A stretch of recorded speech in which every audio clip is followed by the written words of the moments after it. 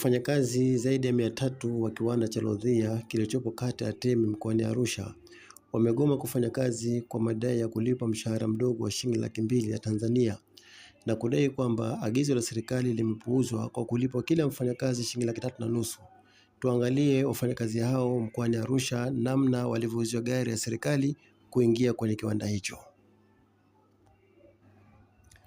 Wafanyakazi hao wakiwa wamekusanyika nje ya geti la kampuni hiyo walizuia gari ya idara ya kazi mkoani Arusha kuingia ndani ya kiwanda hicho, wakiwataka viongozi wao watekeleze amri na agizo walilopewa na Rais Mama Samia Suluhu Hassan.